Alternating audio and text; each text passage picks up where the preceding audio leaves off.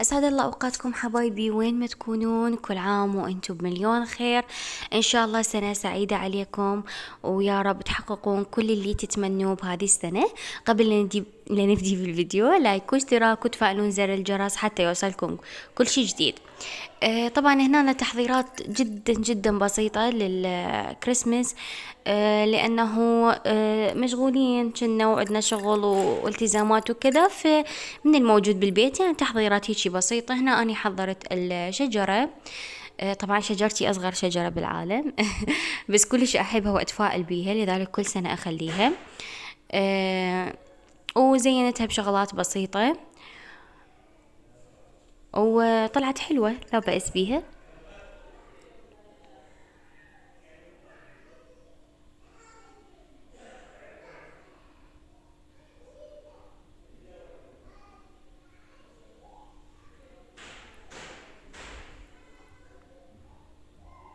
وهذا هو شكلها النهائي، إن شاء الله تعجبكم.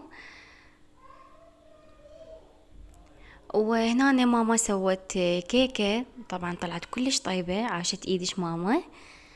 وهنا كنا نتفرج على التلفزيون أنا وعائلتي على أجواء الكريسماس، فكانوا فاتحين برنامج على الكريسماس ويحجون على أعمال الفنانين والفنانات بالكريسماس. هنا جبت من هذا الحلقوم كلش طيب بالمكسرات، وجبت سجق من هذا همينه كلش طيب بالمكسرات.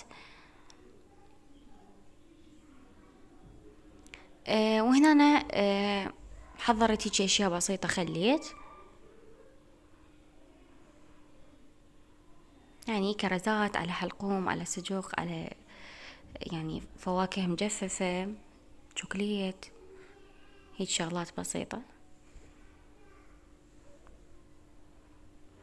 وماما طبعا سوت الترايفل،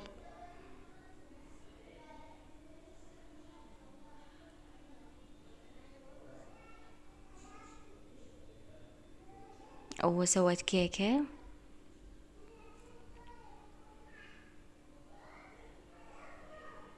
وبس قضينا الكريسماس بالبيت، لأن تعرفون بهاي الأيام كلش تصير ازدحامات بالشوارع.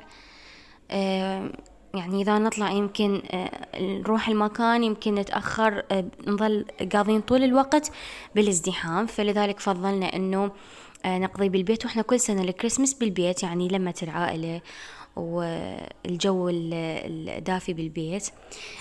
طبعا هنا هذه قلادة وتراتشي للكريسماس. وهسه راح اترككم وجمال المكان. طبعا هذا المكان في كربلاء المقدسة، مدينة الزائرين في كربلاء المقدسة. وهذا التصوير بعدسة طالبتي كذا صباح، هي عندها موهبة التصوير وصورت لنا هذه الفيديوهات الجميلة. اتمنى تنال رضاكم واعجابكم، وراح اخليكم تستمتعون بالفيديو، ولا تنسون اللايك والاشتراك وتفعلون زر الجرس حتى يوصلكم كل شي جديد. في امان الله.